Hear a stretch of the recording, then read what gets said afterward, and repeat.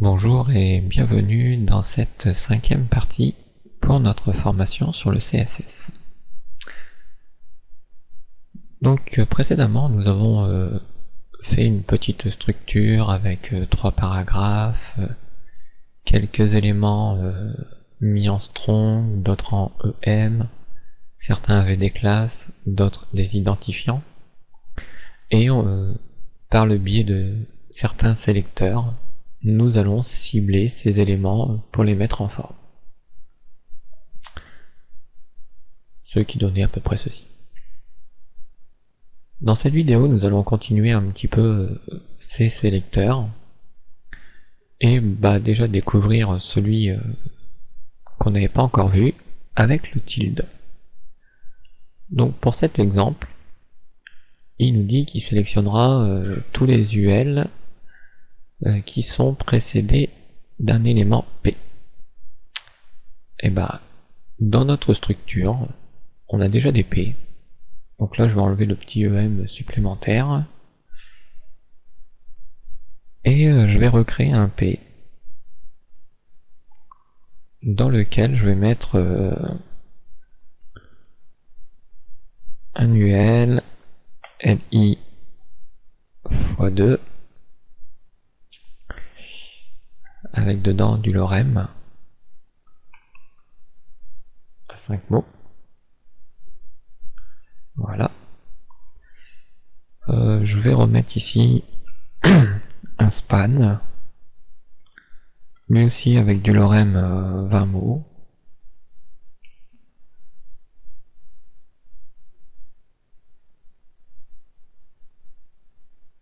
Ensuite, après le span, je vais mettre un paragraphe.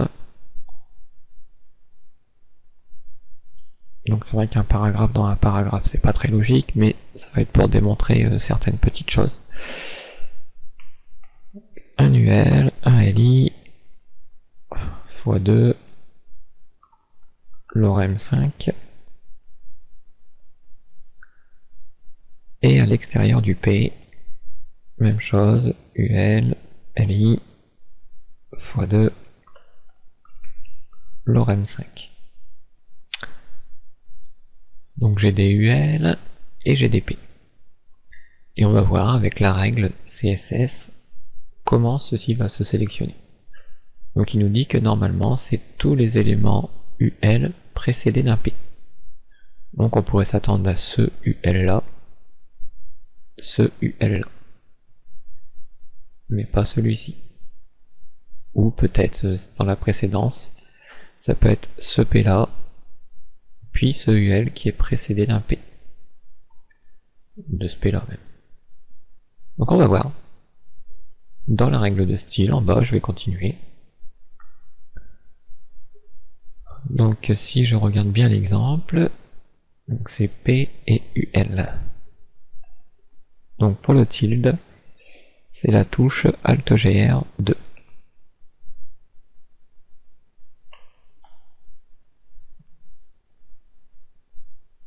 Donc à cet élément, nous allons appliquer une color orange.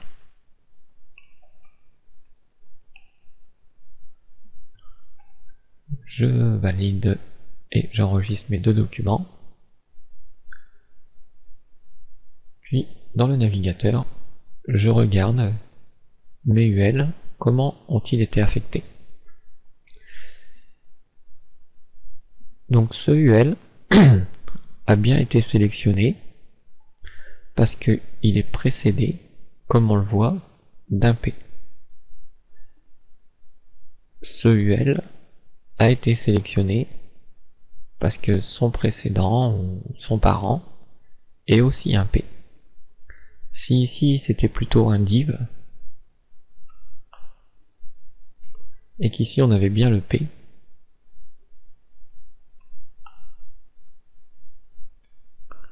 que j'enregistre et que j'actualise,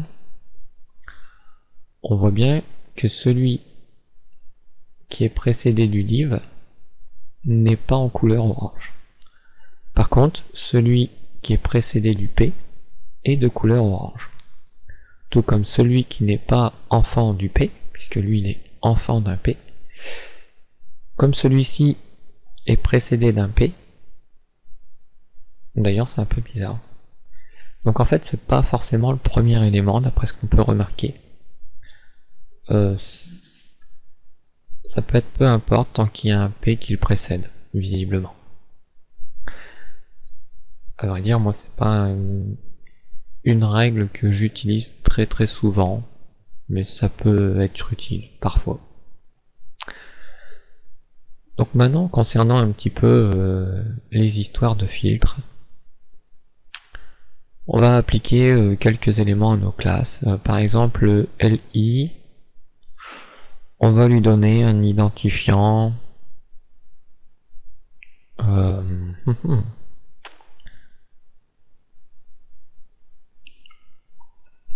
liste 1.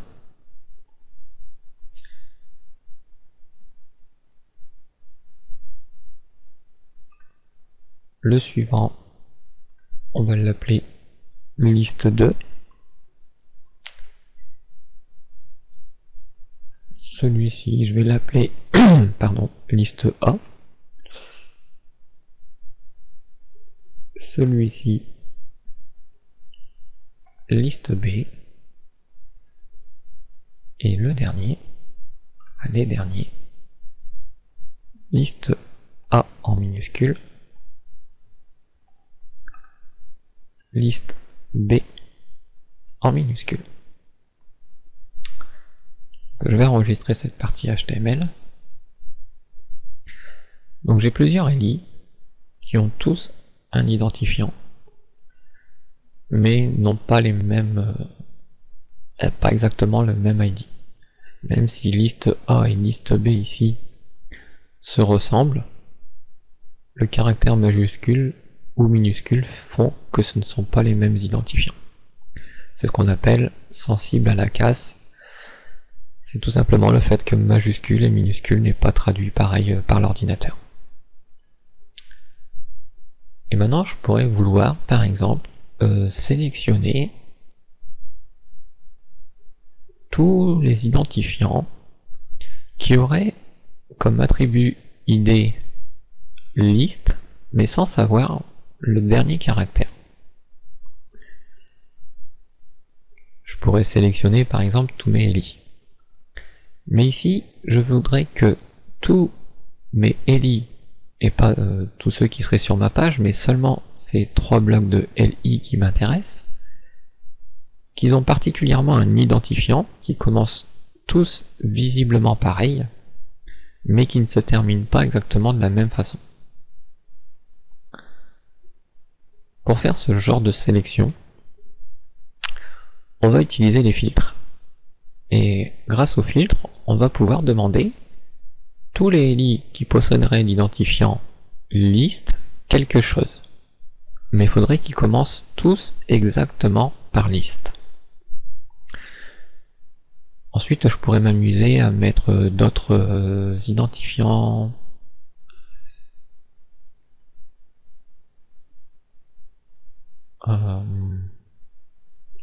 On aurait déjà aussi nos blocs ici qu'on va pouvoir s'en servir.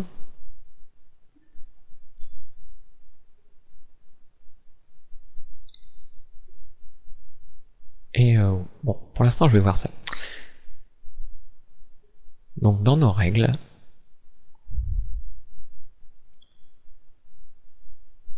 bah là je vais enlever toutes les règles précédentes, hein. C'est juste un petit peu de mise en forme. Si ce n'est celle qui fait des marges, on va peut-être la garder. Voilà celle qui nous donne des paddings avec la bordure. Le reste, on va les enlever.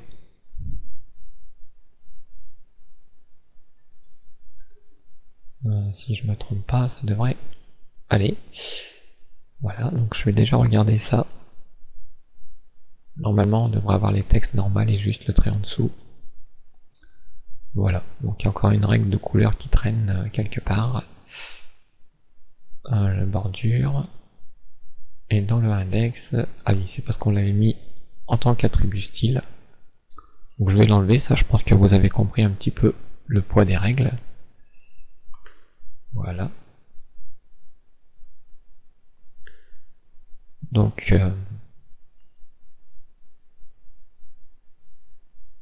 j'en vois 2 de LI.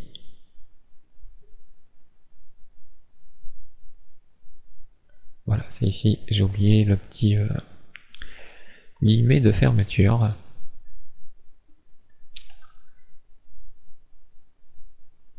Donc ici, ce qui m'intéresse, c'est de prendre tous les LI, dont l'identifiant, et c'est là qu'on va devoir utiliser un filtre. Parce qu'on pourrait écrire l'identifiant avec un dièse, comme on l'a vu. Mais seulement, ici on va devoir dire soit liste 1, liste 2, liste A, B, en majuscule ou en minuscule. Mais nous on voudrait tous ces éléments liste. Donc ça, ce que je vous avais dit, le dièse, c'était une syntaxe raccourcie. Donc là on va devoir utiliser la syntaxe longue. Donc pour faire un filtre, comme je vous avais dit dans la vidéo précédente, ça va être entre crochets. Donc Alt-GR5 et Alt-GR entre le 0 et le plus. Sauf que là, ça me l'a rien fait.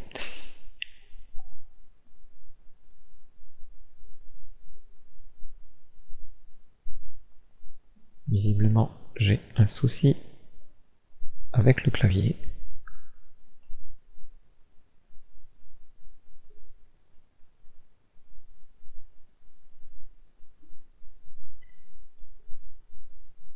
Ah.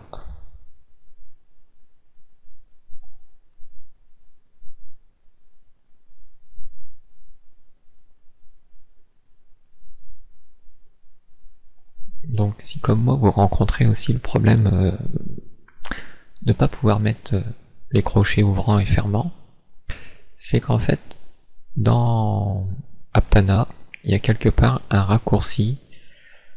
En fait quand on appuie sur Alt-GR, c'est comme si on appuyait sur les touches CTRL-ALT, c'est un petit peu la même chose. Et quelque part il y a un raccourci qui est associé à l'accolade ouvrante et fermante. Donc pour pouvoir enlever cette chose, il faut aller dans Fenêtre, Préférences, dans la partie générale, les clés.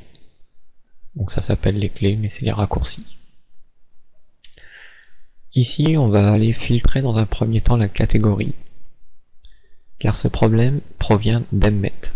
Donc on va regarder dans les catégories Emmet. Voilà. Et ici on voit Previous Edit Point. On a un CTRL-ALT accolade ouvrante. Et juste au-dessus on a le Next Edit Point avec l'accolade fermante. Donc comme on le voit, pour quelle catégorie, donc quel plugin vous avez installé, quand est-ce que ce sera fait, ce raccourci-là? Donc ça sera au moment où on édite le texte. Et le raccourci, bien entendu, est CTRL-ALT et ce truc-là. Donc ici on a la liaison, c'est-à-dire le raccourci que l'on emploie. Et le quand, c'est au moment où on édite le texte. Donc ce qu'on peut faire ici, c'est de se dire le next c'est le point suivant, donc on pourrait dire que c'est la flèche allant vers la droite. Et le previous, ça serait plutôt une flèche allant vers la gauche, comme on a l'habitude de voir dans tous les programmes ou les navigateurs. Donc on va juste changer la liaison, le raccourci utilisé pour faire appel à ces choses-là. Donc simplement, je vais faire CTRL, ALT, flèche droite et flèche gauche pour les deux éléments. Donc je me place dans la liaison, j'efface ce qui est écrit précédemment, et je fais CTRL, ALT et flèche droite. Et du coup ça m'écrit CTRL, ALT, droite. Je fais la même chose pour le point précédent. J'efface, CTRL, ALT et flèche vers la gauche. Et voilà, j'ai juste changé le raccourci. j'applique, et je dis OK. À nouveau dans l'éditeur, mes accolades sont réapparues. Même chose, hein, si vous avez d'autres problèmes avec d'autres signes, en général, quand vous avez un problème avec les caractères de votre clavier, c'est parce que dans la partie clé qu'on a vue, il y a un raccourci quelque part utilisé. Donc allez voir ce raccourci, et puis soit vous le changez, soit vous changez son contexte. Là par exemple, on a changé complètement le raccourci. Donc je vais refiltrer. Hop. Emmet. Nous on avait fait celui-ci. Donc ici j'ai demandé pour la même chose si j'éditais un texte, mais ici je peux vraiment changer le contexte dans lequel je veux appliquer le raccourci. Ou limite vous pouvez aussi entièrement supprimer le raccourci. Ça ne posera pas de souci. C'est qu'il n'y aura plus de raccourci associé à cette chose. Bien entendu, vous, ça sera forcément d'autres éléments de la liste, quoi vous voyez. Donc ceci dit, on continue. Donc ici, je veux filtrer tous les identifiants. Donc toutes les balises qui ont, tous les LI qui ont comme attribut ID. Donc je mets l'attribut comme ceci. Et ici, je voudrais qu'ils commencent tous par liste. Donc ici, j'ai deux façons de pouvoir le dire au fond. Je pourrais dire qui commence par, et j'écris le mot, ou je pourrais dire qu'il soit équivalent au mot suivi de n'importe quel caractère qu'il pourrait y avoir derrière. Donc premier, on va faire commence par. Donc le commence par, c'est l'accent circonflexe suivi du égal. Donc là, ça voudra dire commence par. Et ici, je mets le mot que je voudrais par lequel ça commence. Donc liste. Ensuite, toujours pareil, les accolades pour ouvrir et fermer. Alors, faut savoir que c'est pas parce que vous écrivez des attributs sur un élément de type balise ou de type identifiant ou de type classe, au niveau des points, du poids, d'accord, c'est pareil. En fait, le point ou le poids, c'est sur vraiment le sélecteur en lui-même, quoi. C'est pas sur ce que vous filtrez par derrière. Donc ici, le poids est de 1, puisque c'est une balise LI. Et à lui, on va lui dire pareil, une couleur pour qu'on le voit, disons verte. Donc green. J'enregistre et j'actualise ma page. Et on voit bien que nos trois listes, nos 6 éléments de liste ont tous été de la couleur verte. Parce que tous ces éléments-là, leur identifiant commence bien par liste. Bien sûr, il s'appelle pas liste, il s'appelle liste 1, liste 2, A ou B, mais comme ils commencent tous par le même mot liste, alors il n'y a pas de problème. Mais attention, faut qu'ils commencent exactement pareil, parce que si j'aurais mis ici par exemple un liste B mais avec un L majuscule, et que j'enregistre, que j'actualise, on voit bien que celui où j'ai mis le L majuscule n'est pas colorié, parce que c'est pas écrit exactement pareil. Je vous ai dit qu'on aurait pu le dire d'une autre façon. L'autre façon serait, donc je vais le réécrire pareil à mon liste, serait de dire, bon bah je veux que tous les identifiants soient égaux à liste, mais liste, derrière il pourrait y avoir n'importe quel autre caractère. Dans ces cas-là, on utilise le signe étoile, multiplié si vous préférez, qui veut dire un petit peu tout. Donc là, il peut y avoir du tout et n'importe quoi derrière le mot liste. J'enregistre, j'actualise, donc si ça marche bien, lui devrait repasser en vert. Et là, ils sont tous noirs. Donc l'élément tout, apparemment ici, ne fonctionne pas dans les filtres. Ou alors il faut que je lui dise qu'ils contiennent le mot liste.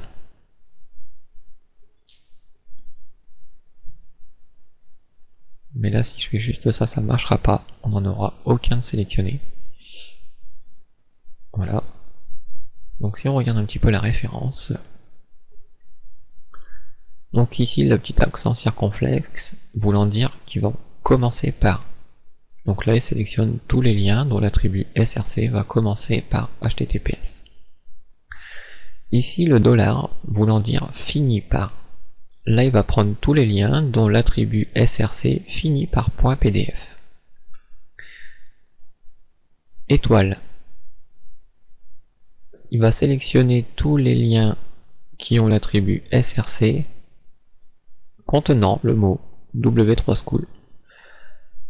Alors bah justement c'est ce que je voulais. Donc mon étoile, faudrait que je la mette devant le égal.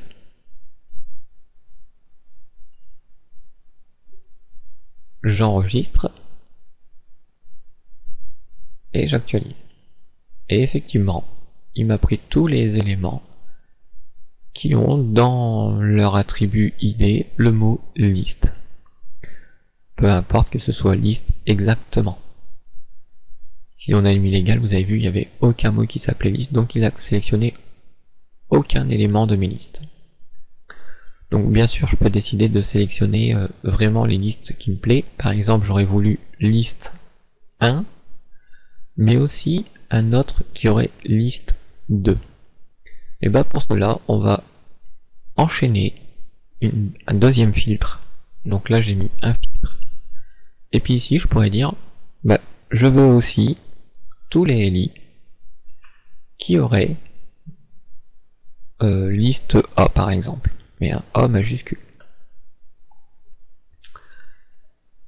J'enregistre et j'actualise.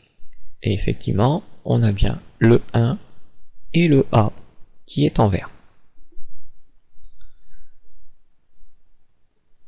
J'aurais pu aussi dire de cette façon un peu plus raccourcie, en enchaînant les filtres les uns à côté des autres, tant que ça concerne le même élément. Bien entendu, si c'était sur un P, il aurait fallu mettre une virgule et le P. Bah évidemment, ça n'a pas fonctionné. Bon. Il fallait bel et bien la virgule, ou alors il fallait un autre attribut. Par exemple, si j'aurais dit l'attribut title, liste A, dans ces cas-là, on aurait fait de cette façon. On aurait mis les attributs les uns à côté des autres. Par exemple, je vais lui dire ça, ou name, un attribut name. Et pour mon liste 1, je vais lui ajouter l'attribut name, qui va être égal à liste A. Donc là, on demandera le LI qui a l'identifiant liste 1 et l'attribut liste A. Alors que celui qui aura...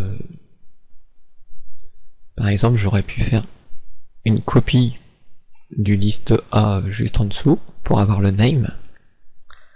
Et vous verrez bien qu'il n'y aura que le premier parce que lui, il n'aura pas l'attribut ID liste 1. Donc du coup, de cette façon, le premier élément sera bien sélectionné, mais pas le deuxième, puisque le deuxième ne contient pas le ID liste 1, comme je viens de dire. J'actualise, et j'ai bel et bien le premier élément qui a été sélectionné, mais pas l'autre. Donc voilà, quand vous avez plusieurs attributs, vous pouvez filtrer sur plusieurs attributs sur un même élément. Et quand vous voulez plusieurs éléments, bah on a vu qu'on les sépare par une virgule. Et là j'aurais pu dire ceci, donc là je vais avoir mes deux LI de sélectionner. Celui qui va avoir l'id liste 1, et en même temps qui a le name liste A, puisque il a les deux, puis l'autre qui a uniquement le name liste A qui sera sélectionné. En d'autres termes, le name liste A il est sélectionné, donc vert, mais comme il est aussi ID liste 1 vert aussi, donc ça change pas. Et ici, vu qu'il y a name liste A, donc il sera sélectionné. Et on a bien les deux de sélectionnés. Ensuite, ce qui concerne les filtres, nous avons d'autres en haut, il me semble. Donc l'attribut tout seul, hein, peu importe la valeur qu'il aura, tant qu'il a l'attribut. par exemple tous les P qui ont l'attribut ID. Et du coup ça sélectionnerait tous les P avec un attribut ID, peu importe l'identifiant de cet attribut, tant qu'il a l'attribut ID. Donc ici c'est l'attribut possédant la valeur, donc là il faudrait la valeur exacte. Là ça serait tous les éléments qui contiendraient le mot à l'intérieur. Donc peu importe si ce mot serait au début ou à la fin ou au milieu, tant qu'il y aurait ce mot là, ça fonctionnerait. En d'autres termes, notre tilde aurait très bien pu fonctionner sur notre regardez ici, sur notre identifiant. Ah, on peut pas. Je peux pas dire, je vais faire autrement. Disons que l'identifiant va s'appeler ici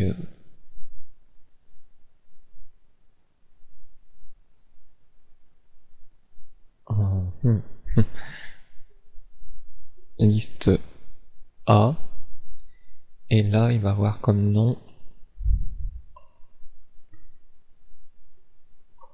A liste. Et maintenant je vais demander ici à la place du name, donc je vais effacer la première partie, sélectionne-moi tous les LI dont le name contiendrait, donc là c'est le tilde, donc là je vais devoir le faire deux fois, voilà. Ah, il s'est trompé.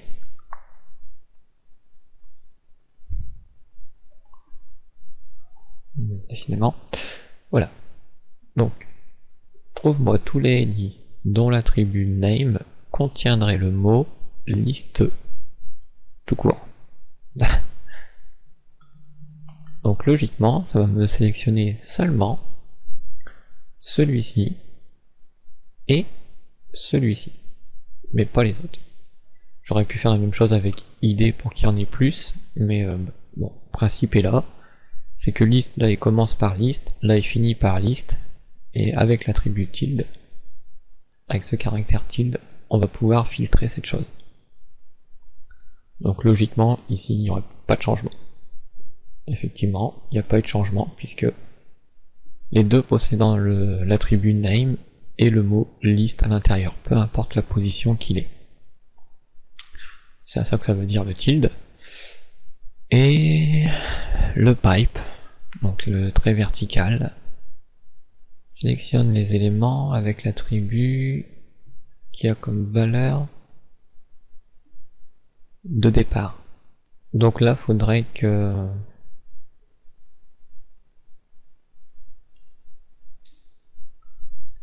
c'est comme si il y avait une liste de valeurs, plusieurs valeurs possibles, et il prendrait que seulement le premier élément de cette liste. En gros, ça filtrerait sur ceci. Imaginez que votre site ait plusieurs langues, anglais, français, italien, espagnol, bref. Au départ, vous avez plusieurs langues dans votre fichier, et certains attributs vont avoir une langue différente, à des endroits différents pour traduire vos pages. Et vous pourrez sélectionner de cette façon la langue en question. Bon là c'est peut-être pas très clair, mais en même temps il n'y en a pas trop souvent besoin non plus. Donc bon. Alors après avoir fait un petit peu le tour des filtres, on va voir maintenant un petit peu ce qu'est les pseudo-classes. Alors pour ce faire, déjà je vais enlever les règles CSS ici, et au niveau contenu, je vais effacer un petit peu tout ce qu'il y a dans le body. Voilà. Hop, on va faire un peu de place. Alors le plus simple pour voir ce genre de choses, ce serait de faire un UL avec disons une bonne dizaine de LI qui contiendraient tous du lorem, environ 6 mots, et que tout ce beau monde là contiendrait un A, serait plutôt entouré d'un A.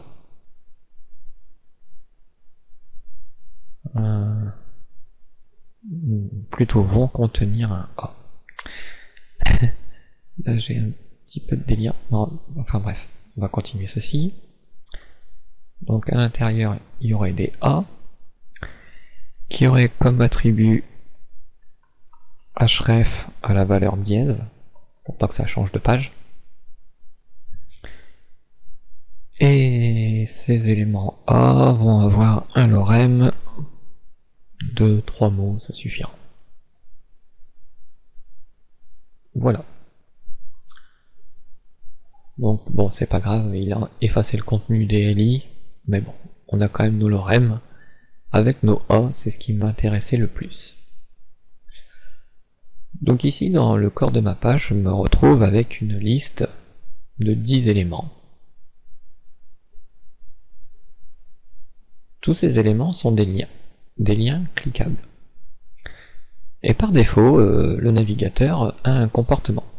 Un lien qui n'a pas été cliqué, déjà un lien est souligné et d'une couleur différente d'un texte, donc c'est pour ça qu'il est de couleur bleue. Que le curseur de la souris, le pointeur de la souris change de forme, et en plus il a une couleur, comme on l'a vu, elle est bleue par défaut quand ça n'a jamais été cliqué. Quand je survole un lien, quand je mets le curseur sur un lien sans rien faire, il ne se passe rien. Quand je clique sur un lien, sa couleur change. Elle devient violette. Là, ce qui est bizarre, c'est qu'ils sont tous devenus violets. Mais normalement, il n'y aurait eu que le premier qui soit violet. Enfin, c'est pas très grave. Donc, quand un lien a été visité, a été cliqué, pour s'en rappeler, le navigateur change la couleur bleu en violet. Donc quand on voit des liens violets, on sait que sur ce lien, on a déjà cliqué dessus. Donc comment ce comportement, on peut le faire en CSS? Et ben ça va être justement grâce à ces pseudo-classes. Alors ce que je vais peut-être faire,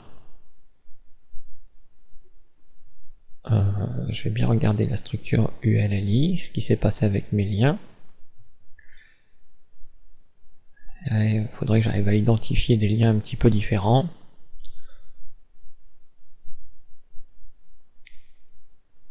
Il y en a certains, je vais mettre dièse.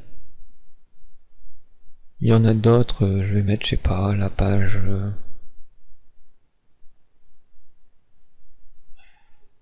la page Google par exemple.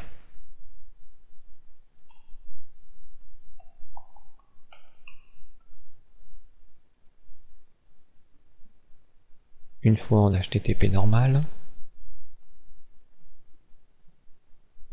Une fois en HTTPS. Une autre... Bon, on va mettre, je sais pas, Facebook. Là c'est comme...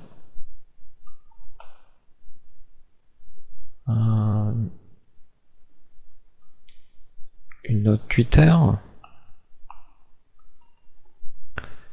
Lui aussi, il me semble que c'est comme...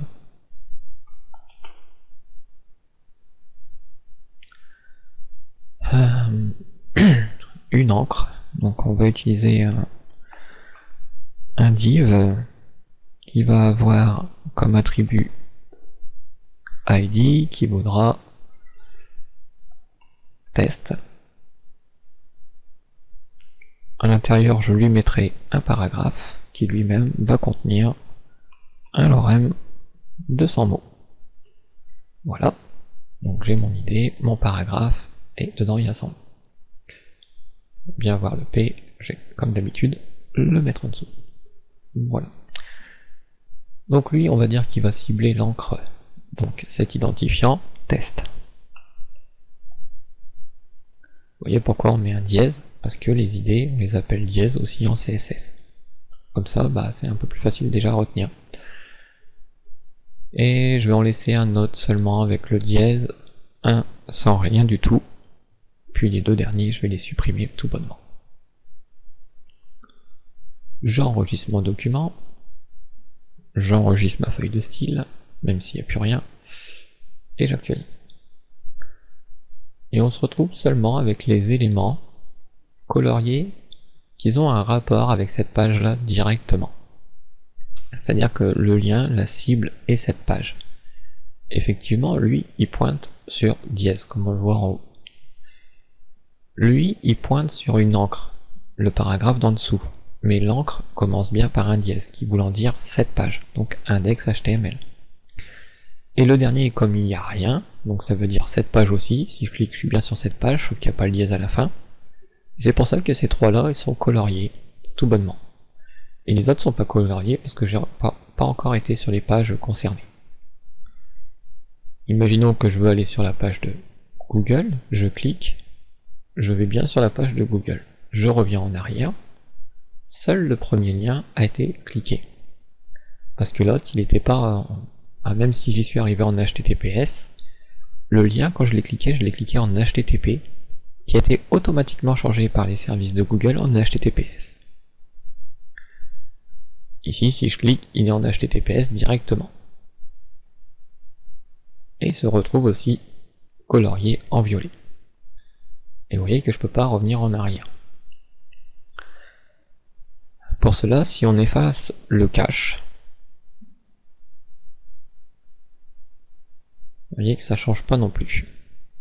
Il faudrait que je change le nom de la page, limite, pour qu'il colorie plus les liens. Donc le but ici va être de mettre nos propres couleurs en fait sur ces liens à la base. Donc en CSS, pour les liens, c'est tout ce qui est les éléments A. Ça, on l'a déjà vu. Donc je pourrais dire que les A, hop là, c'est les accolades. Tous les A, par défaut, auraient une couleur. Alors pour changer de la couleur bleue, il faudrait dire une autre couleur, par exemple un vert. Donc dièse, pas de rouge, vert, je vais pas mettre le F, je vais mettre A pour que ça soit un peu moins clair, on va dire, et pas de bleu. Donc là c'est un petit peu un vert personnalisé, on va dire, j'aurais pu écrire un green, mais bon. Donc ici par défaut, tous mes liens sont maintenant de couleur verte. Le problème c'est que si je clique sur un lien, comme on l'a vu, ils restent maintenant tous de couleur verte. Je peux plus savoir si je l'ai cliqué ou pas cliqué. Donc il va falloir que je m'occupe de ces états, on va dire, vu que j'ai personnalisé la couleur de ces liens. Donc dans la référence, la documentation, sur toujours nos sélecteurs, ici on a les éléments pour les liens par exemple. Donc au lieu de simplement cibler A, on va cibler A avec une pseudo-classe. Là, on va lui dire tous les éléments de type A qui auront la pseudo-classe link. Ça veut dire qu'il va sélectionner tous les éléments de type lien qui n'ont pas été visités. Si je prends cette pseudo-classe sur mon A ici, donc je vais lui dire A .link. Alors là c'est un petit peu bizarre parce que je vois que tous les navigateurs apparemment ne le reconnaissent pas. Donc soit c'est Aptana qui a un petit souci ou bref, on va tester, on le saura tout de suite. Donc là par défaut, tous ceux que j'ai cliqués sont de couleur violette. Et ceux qui sont restés en couleur vert, c'est ceux qui n'ont pas encore été cliqués. Donc ceux qui n'ont pas été visités, unvisited. Si maintenant je le visite, hop, j'ai bien été sur Twitter, et il est passé de couleur violet. Pour dire tous ceux que j'ai été déjà visités.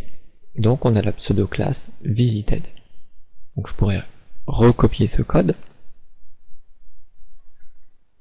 Et au lieu de mettre link, je vais préciser que je veux les visited uniquement. Voilà. et eux ils vont avoir une couleur type bleu avec A aussi, voilà. J'enregistre.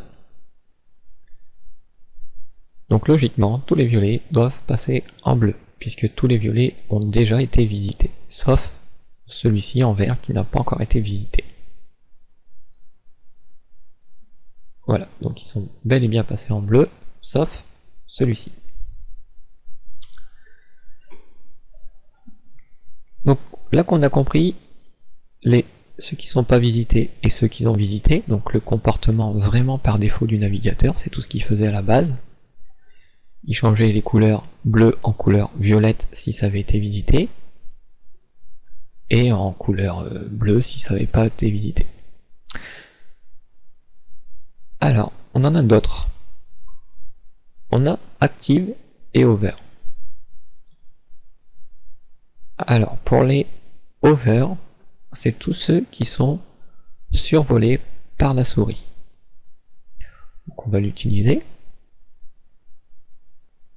Je vais recopier la même structure et je change visited par over. Et cette fois-ci, je vais dire ceux que je les survole auront un rouge. J'enregistre et j'actualise ma page. Donc tous les non visités sont bien, tous ceux qui ont été visités sont bien en bleu, tous ceux qui n'ont pas encore été visités sont bien en vert, et tous ceux que je vais survoler, où je vais passer la souris dessus, au moment où je passe la souris, seulement au moment où je la passe, deviennent rouges, qu'ils soient visités ou non. Quel est le active? Eh ben, si on veut le savoir, même chose. On prend, on colle, on écrit active, et on met une couleur genre AA. Voilà. On actualise. Alors, cette couleur AA, si on veut savoir, hein, je vais passer dessus, c'est un peu un jaune. Donc si on répète, tous ceux qui ont été visités sont de couleur bleue et qui ont été cliqués, d'accord? Ceux qui ont, tous ceux qui plutôt ont été visités sont de couleur bleue. Ceux qui n'ont pas encore été visités sont de couleur vert. Tous ceux que je survole sont de couleur rouge. Et les autres, j'en sais rien. Pourquoi il n'est pas passé de couleur jaune? C'est parce qu'à mon avis, il va falloir choisir entre soit le active ou le link, qui voudra, à mon avis, dire la même chose à peu près. J'en suis pas sûr là.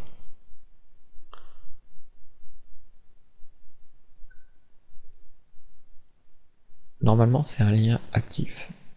Mais un lien actif, c'est un lien aussi qui a été visité. Bon. Dans des cas particuliers qu'on peut utiliser l'active. Pour pas perdre de temps, on va passer à la suite. Donc, en tout cas, vous comprenez un petit peu le principe des pseudo-classes, à quoi ça sert. Ici, on a un paragraphe. Donc, ce paragraphe qui est assez grand. Imaginons que j'aurais voulu colorier que la première ligne du paragraphe d'une autre couleur, ou que j'aurais envie de la mettre un peu plus grosse, une taille plus grosse. Comment je vais pouvoir faire ça? Je veux pas la première phrase. D'accord? La première phrase, ici, il y a un point. Mais je veux bel et bien la première ligne de ce paragraphe. On a des pseudo-classes qui peuvent nous aider à faire ça. Par exemple, la pseudo-classe first line, comme son nom veut l'indiquer, la première ligne. Donc je vais prendre mon paragraphe P, Et je vais lui dire, prends-moi la first line,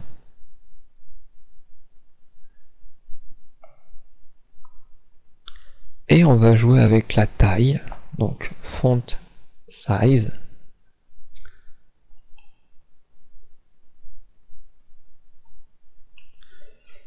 et on va lui dire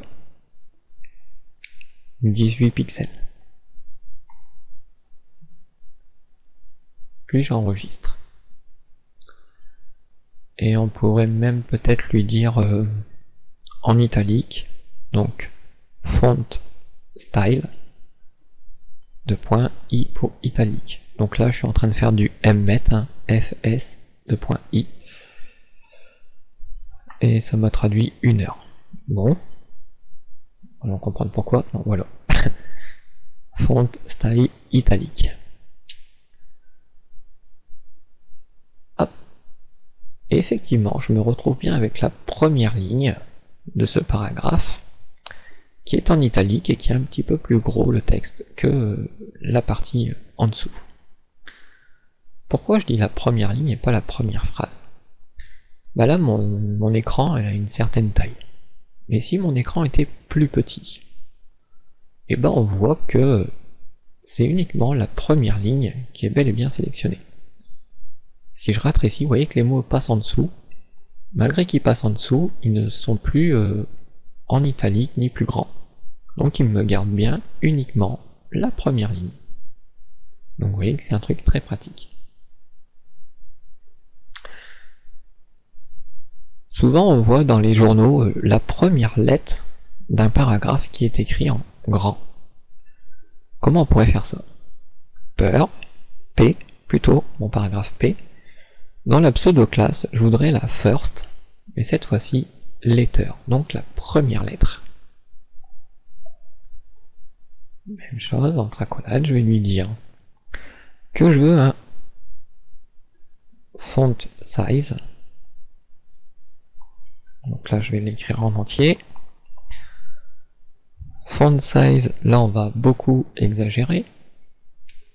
On va dire 56, 46 pixels peut-être.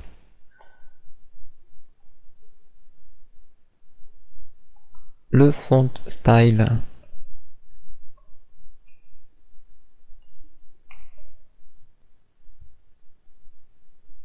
sera normal. Pour la première lettre, on va enlever l'italique.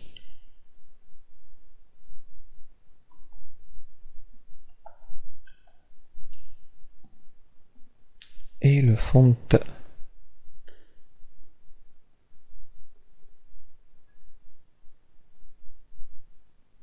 là, variante font variante non, bah je vais pas toucher à cet attribut là. On va laisser comme ceci, ça suffira, la taille est plus grande et on a enlevé l'italique par rapport à ce qu'il y avait au-dessus. J'actualise. On voit bien que le L est bien grand, qu'il est plus en italique, mais qu'il est pas, on va dire que le texte continue sur le bas du L, alors qu'il aurait dû se mettre plutôt en haut pour laisser au moins une deuxième ligne en dessous, puis la troisième ligne juste après. Alors pour faire ceci, il faudrait dire en fait que soit le texte est flottant, et dans ces cas-là je pense qu'il pourrait le remonter, donc on va lui dire float .left. Hop là, je sais pas ce qu'il a fait encore. Bon, je vais l'écrire en entier. Vous voyez, des fois, mmet avec le CSS, c'est pas toujours le top. Float left. Et on voit que le texte est naturellement remonté. Sauf que il est un petit peu collé au L, on pourrait lui donner un petit espace.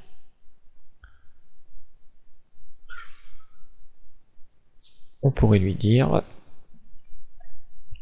qu'il y ait un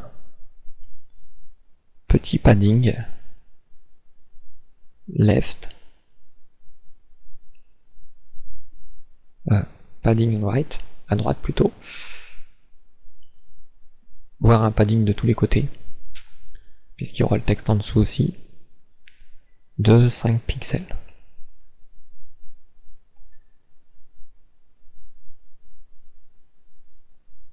Et on voit que le texte a un petit peu été décalé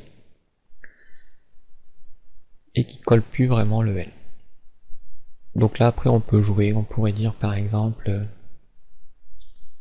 que le padding top on n'en met pas, comme ça le O il arrive juste à côté du L, qu'on en met bien un à droite de 5, par contre pas en dessous parce que ça a décalé trop. Donc bah là il faudrait dire padding left, il n'y a qu'uniquement à gauche que je veux une marge, un espacement de 5 pixels. Sauf que là, c'est ici. Donc c'est pas left, mais plutôt right, car le texte il est situé à droite. Hop là.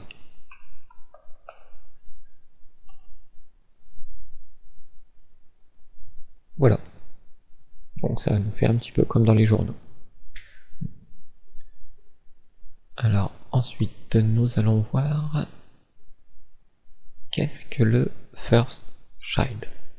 Donc on a vu les links, les visited, les letters, les lines. Donc voyons voir ce first child. Alors pour se simplifier un petit peu la tâche, on va, déjà je vais enlever tout ce qui est les trucs sur les A, je vais plus en avoir besoin. Bon, ceci je vais le garder pour le moment. Et ici, tout ce qui est LIA, je vais tout enlever. Et je vais refaire 8 LI. Ils auront tous un lorem à 6 mots. Voilà. Donc ici, je vais demander dans le UL, dans le UL, sur les LI, prends-moi le NTH, le first child. Donc le premier élément, premier enfant plutôt. Et tu vas le mettre de couleur vert. J'enregistre ceci et j'actualise. Et on voit que seul le premier élément, LI, a été mis de couleur vert. On en a un autre qui est l'inverse. Au lieu du first, on a le last. Last of type, le last child qui veut dire le dernier enfant. Donc si on le fait,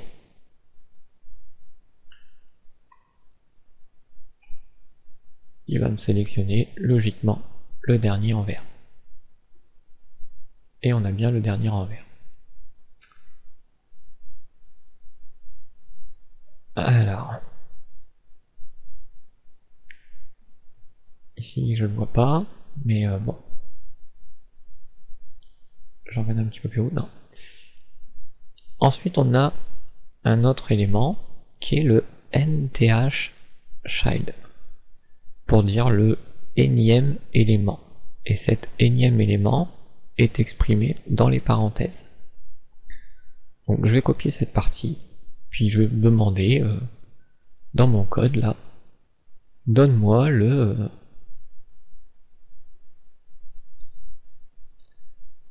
deuxième élément du LI. Colorie-le moi en bleu. Donc logiquement, on s'attend à ce que la deuxième ligne soit coloriée en vert, plutôt je me suis trompé.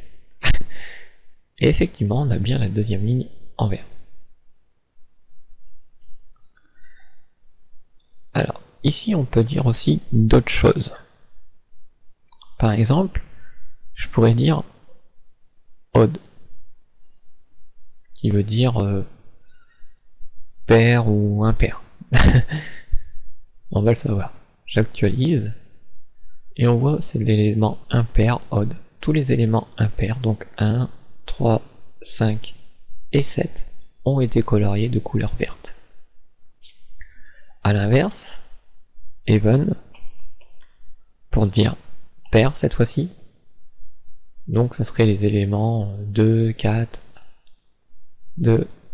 6 et 8 qui sont bien coloriés en vert.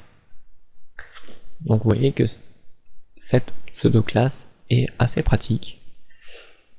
Alors il y a encore une autre façon de pouvoir dire des choses là-dedans. C'est sous forme d'une expression du type 1 plus 2n. Alors qu'est-ce que ça veut dire cette chose-là? Et bien si je mets ça et que j'actualise, ça n'a rien fait du tout. Donc je me suis simplement trompé de sens. Ce que je voulais dire c'était plus 2n plus 1. Et là, on va voir ce que ça fait. Si j'actualise, c'est la même chose que si je demandais odd, c'est-à-dire impair. Et je pourrais dire pair de cette façon, 2n plus 2. Et du coup, maintenant, j'ai les éléments pairs. Et si je voulais un élément sur 3, ben, je pourrais dire 3n plus 1.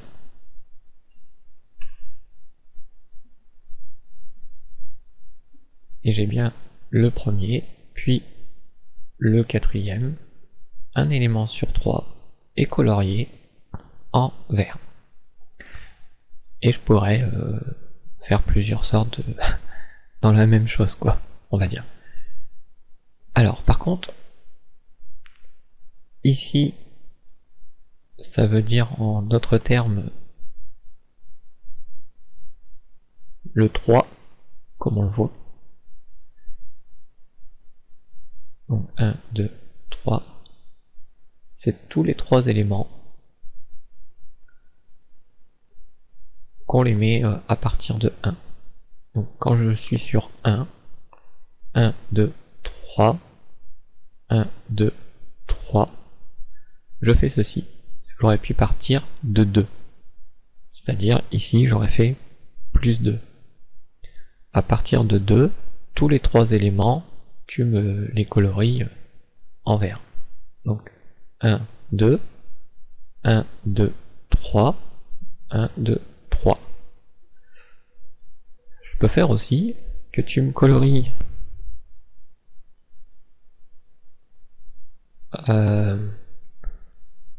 à partir de 3 tous les éléments. Donc en d'autres termes, les 2 premiers vont être en noir et tout le reste va être en vert. Puisque je colorie un élément sur 1, donc tous les éléments. Sauf les 2 premiers puisque j'ai demandé de démarrer à partir de 3.